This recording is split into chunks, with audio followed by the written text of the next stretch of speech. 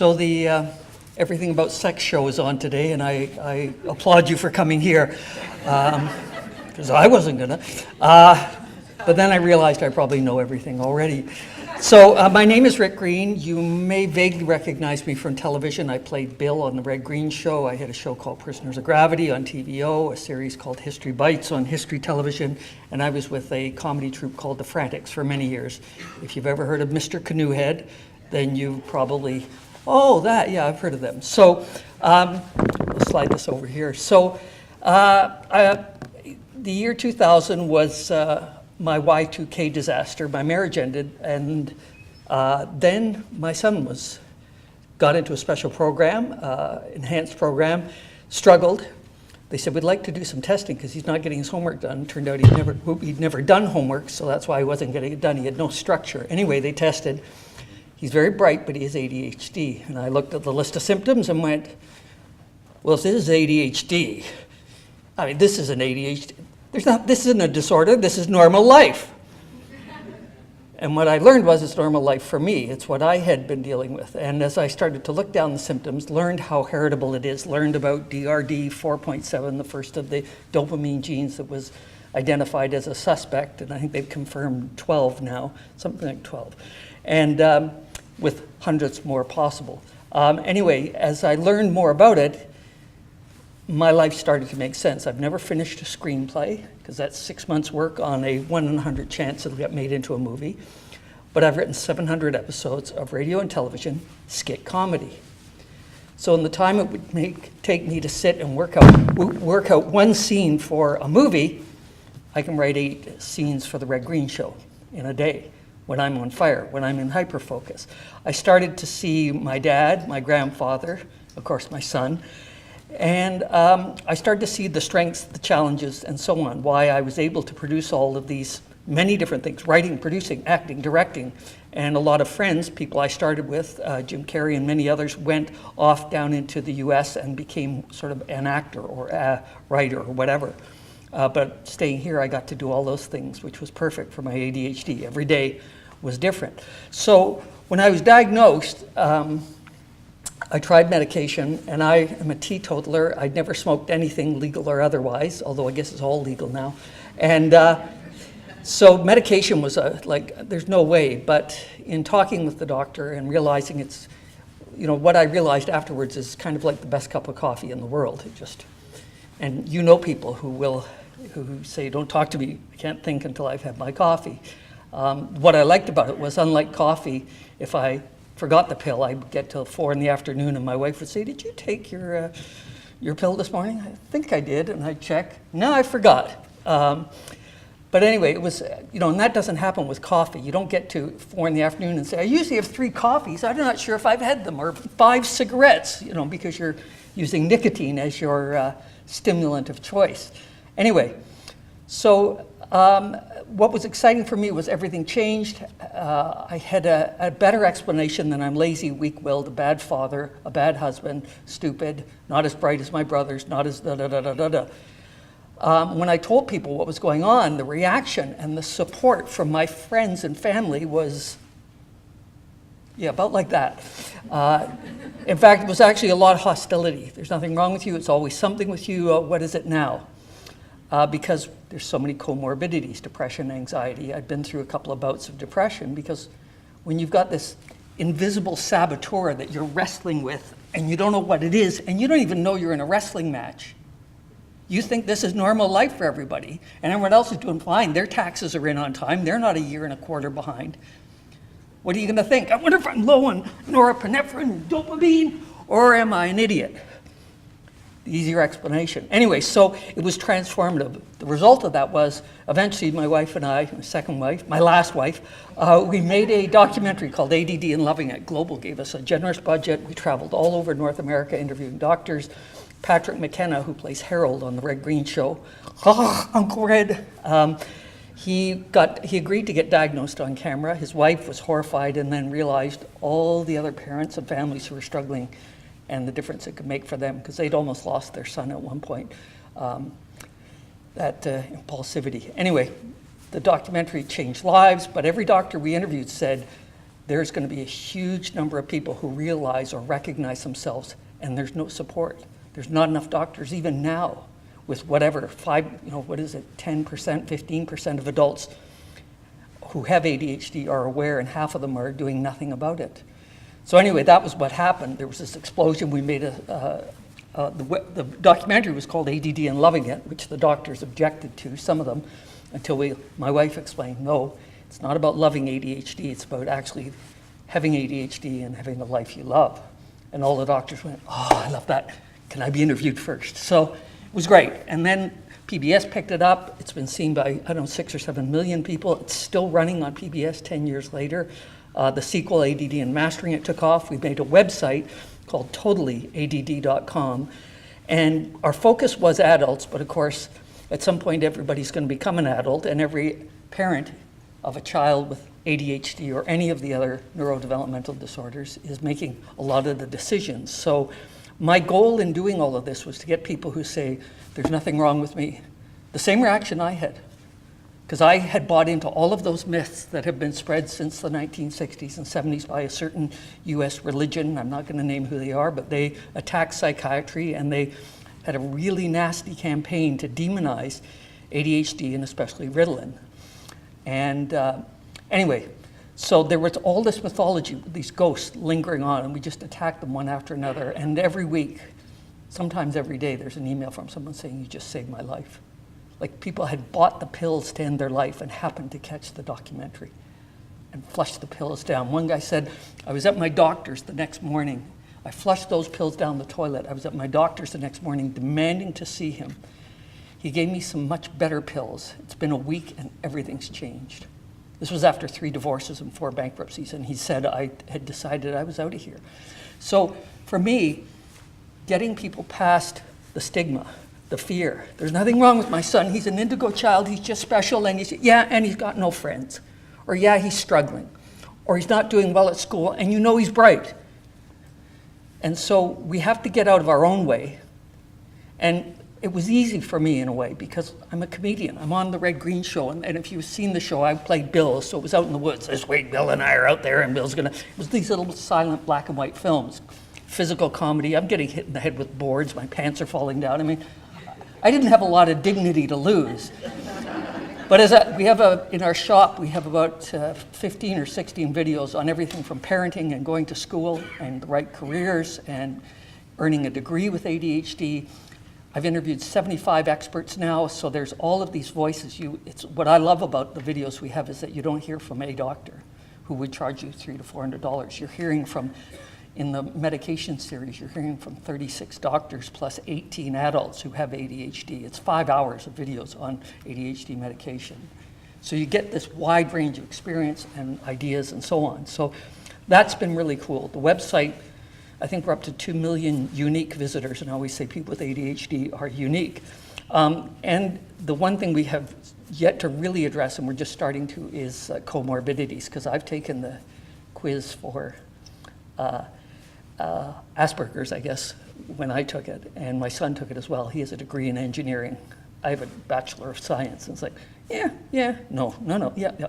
It's mild there, and it's actually, what I've been told by a number of people is the Asperger's actually helps modulate the impulsivity of the ADHD. So we continue doing what we're doing. There's blogs, there's websites, there's funny videos. If you're writing things down, check out there's 2 videos on YouTube I'd recommend. They're on the website as well. One's called No Shit ADD or No Things No ADDer ever says, something like that. You'll Google it. And it's just a bunch of students from Mohawk College. I gave them the script and they went out and shot it. And the other one is called the Unofficial ADHD Quiz, the Totally ADD Unofficial ADHD Quiz. It's 24 minutes long. It's hilarious. And the comments are just priceless. I had to get up 6 times and walk around. I did, but it's funny stuff, and you'll see. Anyway, so those are 2 videos, especially for people who are in denial. And that's what we're trying to do, is get people in denial. Another comment, and I'll end with this, was a woman wrote early on to us and said, I received a call this morning from my parents. And my father said, honey, here's your mother. Guys, right? And my mom said, honey, And this was, she said, after a year of denial, dismissal, and sneering, minimizing what I was going through. She said, honey, I am so sorry. We get it. I apologize. You know, the world we live in today, not a lot of people apologize for anything anymore, right? They just become more entrenched. I get it. And she said, I am now living in a world I could not have imagined 24 hours ago. And I don't know where it leads, but thank you, and I hope someday to see your documentary. So that's the potential, is the penny drops. A coach told me that, it was a doctor working with a couple, and the husband was just, there's nothing wrong with them. Kids, you know, he's a boy, that's what we're like, I was like that. And so she showed him the first 8 minutes of ADD and loving it, and turned it off and said, well, and he said, okay, what do we do about it? He got it that fast. And that's what's kind of neat. With ADHD, we can hyper-focus when we're interested, and this is kind of interesting stuff. Once we're on board, once we get it, okay, this is just chemistry. We're at the end of the spectrum in certain things. Some people are at the end of a spectrum in terms of shyness. In the old days, they called them a homebody. They called them a weirdo. They called them a recluse. They called them an old maid, a spinster. Now we go, well, maybe there's some ASD or Asperger's going on. We have better names for these things. You can't do much about shy, painfully shy, although it does suggest how painful that can be. But if we find a better name, a better description, we don't have to label the child. I don't mind labeling myself. I'm Canadian. It's a label. I'm a man. I'm Rick. I'm Mr. Green. Those are labels. I'm not just a Canadian. So that's the way I look at it, is if something works for you, use it. If you don't like something, don't use it. And I really encourage you, anybody with ADHD, just keep experimenting, and with autism as well, and just keep stepping back and getting the core values of that child or of that person you know. Because on a list of the traits that we most admire in other people, ability to finish tasks is honesty, maybe, warmth, kindness, loving, good parent. Those are things we admire. But those other traits, successful in business, yeah, okay, great. You got to focus on what's the core. And when you can just see that that kid has all these traits, or adult, or you have all those traits, and you're fighting with this invisible opponent, you now have a chance to figure out what the opponent is and maybe actually win the game. Or at least have a tie at the end of the match, of the wrestling match. So thank you very much. I encourage you to go to the website. There are other resources. I admire that you're here. I admire that you care. And I encourage you, as you said, connect with each other. There's forums on our website as well where you can connect with them. It's hard to follow, Rick, so I think I will be a bit briefer just because of lack of time, but maybe not as entertaining as Rick. But for those of you who don't know me, my name's Connie Putterman. I've been up here before. And I really want to tell you a little bit about the PAC committee and the role that I play and that we play in the PON network. So I've been around this world of autism for a number of years. My son was diagnosed in the year 2000. So I think that's a while ago. So I am feeling a little bit, oh yeah, this is familiar to me, and yet, you know, as he's getting older, the issues are just very different. But I certainly can relate and think about just the various stages that we've gone through. And one of the things I really wanted to talk about today is that idea of getting involved in the PAC committee. And in my role as a parent advisor. And I think that I started doing that very soon after my son was diagnosed. I started getting involved, but really I didn't have a lot of time, as some of you may know and be at that stage where you don't have time to advise or to share your stories, or time to process and digest some of those things that you've learned to be able to share it with others. And I think now, looking back, I mean, the pond, and a pond has been around for 6 years, is it, Evdokia? And I was there at the beginning, and yet I often wonder, where was I before that? All those years. And I know where I was. I was at home. I was managing my son's various programs and activities and interventions and all the things that I needed to do. And then at some point, I took a breath and was able to stand up and say, okay, I think I'm ready to step out of sort of this world that I had really been so entrenched in. And I really stepped out into the pond PAC world of being a advisor. And I really want to say that it really opened up a world for me that I had not thought about, to really try and understand the world of research and the world of neurodevelopmental research, and the appreciation and respect and acknowledgement that I received by being involved on the PAC committee. Now, when Evdokia and Pond was formed, and I think somebody said it, maybe it was Melanie, about being revolutionary, it really was and still is, in the sense that we come together voluntarily and we sit with Evdokia and the other researchers who are involved in Pond and the Ontario Brain Institute, and we really talk about our perspectives, some of the issues that are important to us. They seek advice from us, and we share a lot of those things. And I think it's been a partnership in that way.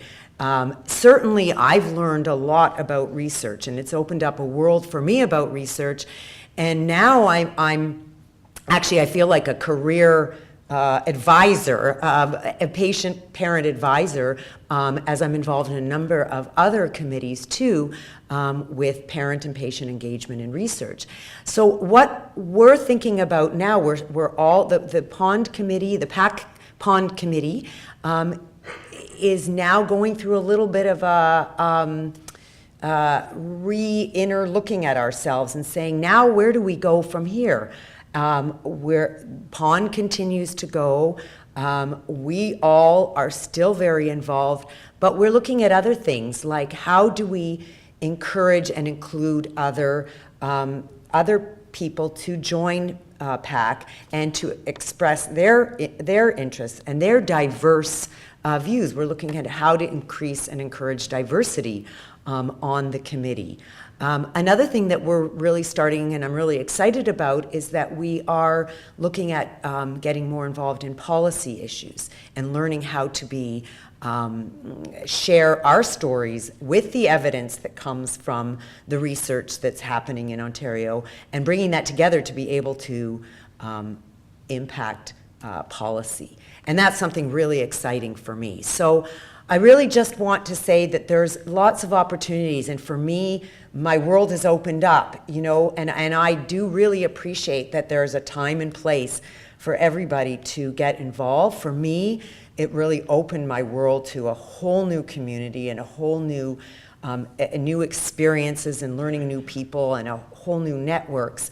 And there is a time and place to do it. So if you are interested, it's a really wonderful way to learn more about who you are and what you have to say, how it contributes and can be appreciated, and where we can go together as a PAC committee. So thank you all for coming today, and thank you, Evdokia, for yearly putting on this event so that we can all learn from each other. So thank you.